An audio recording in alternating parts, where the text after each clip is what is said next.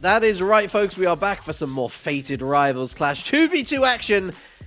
And yeah, we've kind of debated you for a third time, but this is a good debate, I promise. I'm Relic. I got Hunted and Jam with me, and where we were previously promising the losers final, hey, guess what? We're able to slip in and find ourselves with a losers semi-final with two teams that we've not even seen previously. It's wonderful news. It's the Goonies. They're going up against QC, but first, let us reminisce. Let us look at the series that we've just seen. Jam, let's start with you. Great contest. Test of skill, test of might, test of patience, I feel, is definitely the way, but Aphelion are our first grand finalists. Yeah, with Aphelion have shown themselves already in a great fashion in an earlier match today as they were playing versus Elmo's World. And Elmo's World is now out of the tournament. TVR Goonies is the team that has knocked them out. And with the style that they're playing, with how technical they are, with the way that they're approaching the defense and the offense, it is looking like Aphelion might go push on through. But this is going to be incredibly interesting since QC has a Amir on the team. And I wonder how that's going to go, whether his 1v1 can go with a 2v2. He has to go through the lower bracket. But yeah, Aphelion is going to be an incredibly strong contender for the top. And then Binky Boys, they were pushed by Aphelion down to the lower bracket. But Noah and Lobo, they have the quality in them. I don't feel like they have the chemistry just yet. We'll wait and see. So QC, they do indeed have an Amir. They do have an Amir on their team. And that does mean that they do pretty good. But hey, guess what? Hey, Hunted. Yes. The Goonies have Daz on their team. That they do. Not Dazarin, but Canadian Daz. The different Canadians. Daz. Yes. Yeah. The Canadian Daz, yes. And it's interesting because, again, let's not forget, QC lost to Elmo's World in that upper quarterfinals, right? Yeah. It was a 5-game series there. And they kind of get the bit of the last laugh here. They go a little bit further. But now they're going to run into, as you said, Canadian Daz and the Goonies. So I'm really not sure how this one's going to go down. I think I will make the prediction that I think this is going to be our first game 5 of the night. Ooh, it's exciting. And honestly, that's the beauty. It's week 1. Do we really know what we're talking about? Well, guess what? These do actually do. Let's hand it over to you guys, Hunted and Jam. Rude. Absolutely rude, Hunted. Of course we know what we're talking about. Sideswipe, Rocket League. Very close things, very close things. I'm going to stay away from the prediction for this one. Thank you very much for taking the mantle. And also, of course, respect for also going for 5 games.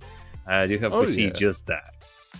Oh yeah, no, I'm super ready for a 5-game series. I don't think we saw one.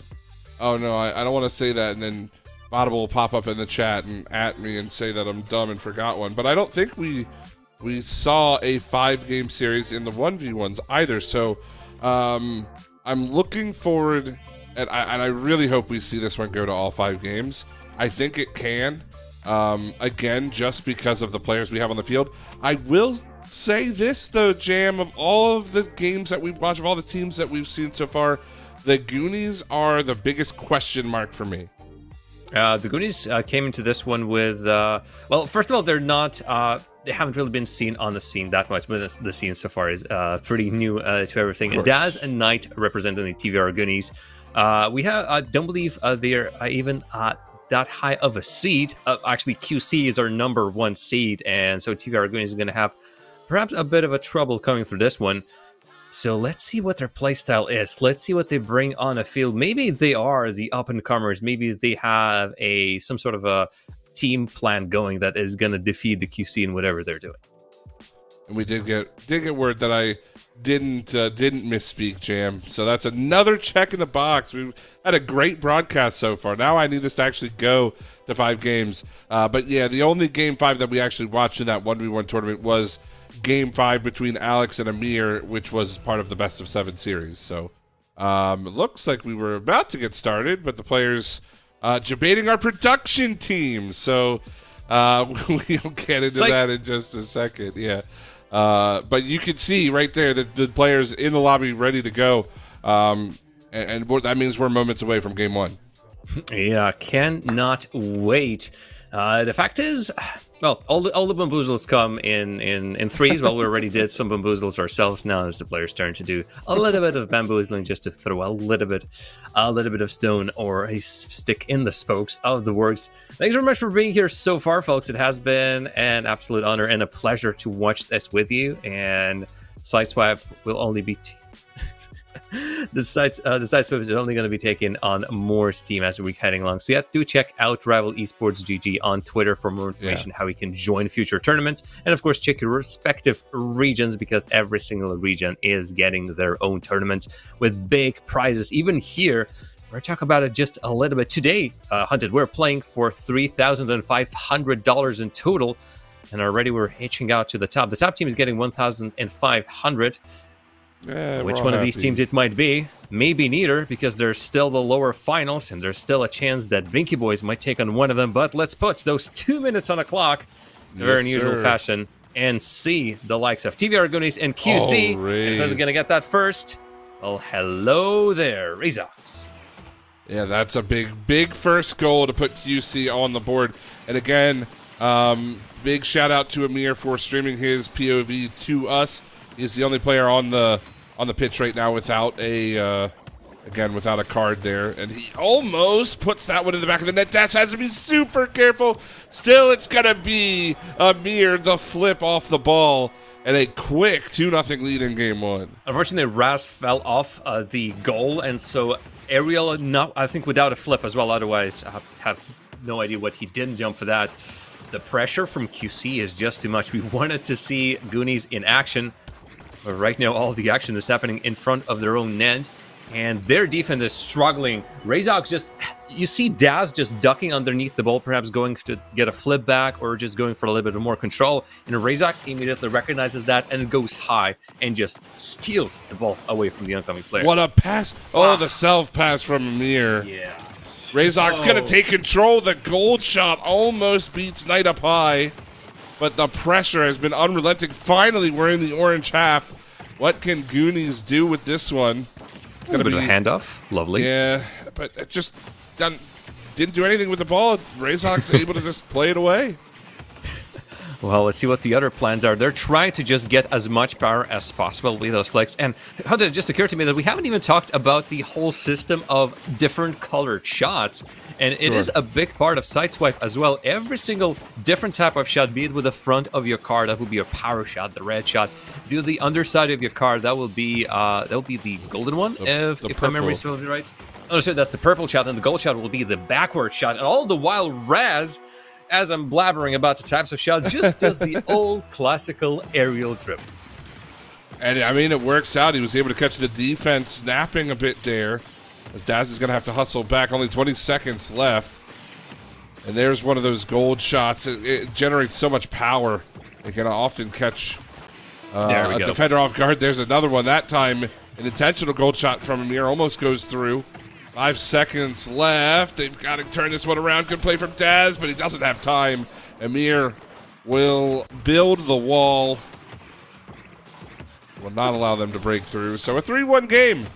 Maybe 4-1. We'll see. Maybe one for the road. Not great. So 1-0 for QC and a big kind of statement game from them, especially early on. Well, yeah, they started great. They immediately shifted in the third gear. And they just keep on shifting on forward, not giving the Goonies any sort of chance to catch up to them. There was one goal, but with a 3-1 and with the time expiring, Goonies didn't really have that much of a chance in that game. Again, high pressure, a lot of just punishment for leaving the ball unattended. There's never a good time to attack but not have the control of the ball. Otherwise, your opponent is just gonna... We talked about it previously, Hunted. How quickly a player can go from a standing still position to up in the air and challenging means that you cannot possibly snooze when you're with the ball.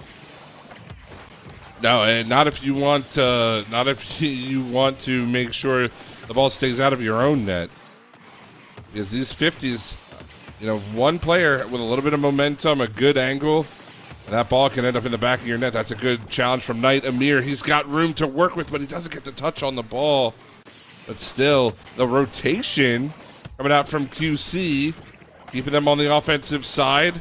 And they've really done a great job of just keeping Goonies stuck in their own half. We haven't really seen anything in the orange half so far in this series. A very important move, and Knight, he just goes horizontal the whole way through. Ooh. Had the boost to do that. Just for a moment, Goonies were in a troublesome position because all two of their players were in front of the ball and not getting anything. But here, with a good enough challenge and a lot of patience in the defense, that play was tremendous. And now, for the first time in the series, this is only the game 200, but for the first time in the series, Goonies are in the lead. And they need to play this one well, and they won't. Unfortunate. Knight made a great save, but once you're kind of floating there in front of the box, you become a bit of a liability, and that's exactly what happened as Daz was trying to make the play. What a save from Razox, too, to get up there. It's going to turn into a 2-on-1, though. Amir has to make the block. He will. Can he turn this into a play? Not quite. As Daz now, Knight just getting a piece of that one. And my goodness, back and forth we continue to go. 45 seconds here, Jam. Both teams definitely seem to be prioritizing the defense and just trying to get a little bit creative on offense. And you can see every single time a 50 challenge comes, quite often one of these players immediately goes for air because he knows that the best play in that case is going to be just put it higher. Then the opposition splits the difference between the Goonies player. And Razox puts his team up by 1. I don't know how that got through both players. I think it was Knight who was the high guy there. I thought he had his flip. He just didn't use it, or maybe he ran out of boost and wasn't able to put himself in a good position. But 12 seconds left. Amir over top of the attacker. Doesn't have his flip. Knight maybe with one last chance, but it's going to be turned away. Can they keep this? What a shot from Amir. That's the danger of those gold shots. So much power, and it's 3-1. If I may pull out another pool analogy, if you're going to hit the ball hard with the back of the cue, the fat part, just like here, you're going to get a lot of power on that shot. But QC managed to push it through. There was a moment at the very end there, Hunted, where there was an opportunity for Goonies just to try to fight something, a last-ditch effort, but the middle of the field, Daz was there, but Daz couldn't do anything. We talked about the lack of bumps, lack of demos. Daz couldn't just remove the player from the QC side that was just standing there and ready to intercept anything. So his options were incredibly limited, and QC had that midfield on the lock when it comes to preventing the Goonies to bringing anything to their side of the field. Yeah, I think QC, to me, the big difference in this game is they're able to use the verticality of the field a little bit better than their opponents, than the Goonies have been so far. You know, when I say that, not just taking the ball up in the air and, you know, keeping it there, but able to adjust kind of where their shots are going. We saw that third goal, that last goal, Amir from the ground. The gold shot, I mean, it just rockets straight up, and it's hard to read that.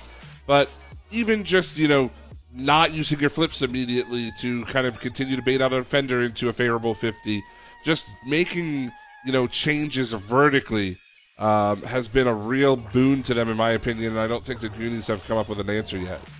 Well, watch Razox as well in the next game. He has a very specific approach to aerials as well. He pops the ball up, he waits for it, he tries to see what the opponent is going to do, and he waits within like inches from the ball. There he is again, just looking where he goes back. Pull shot, there we go. Another thing this time, it is from Amir himself. They're trying to wait for the most opportune position in the air, not spending their shot and their position immediately. And that's what gives them that danger. The opponent has to guess, and quite often they also have to guess early, unless they want to concede. Oh man, he's able to make the catch there. Throws that ball, amazing. Oh, Amir almost fights that one through. That was a beautiful save from Knight too. But you can tell, it just seems like the Goonies have their hands full with this attack from QC. They haven't been able to put one through, but Goonies hanging on by a thread. Knight trying to read what Razox has got here. The flip is still able to be used, and he's still going to try to force this one through. Finally, they get it over, but Amir ready for it. And it's over. The attack is over. Back to the blue side, into the blue net.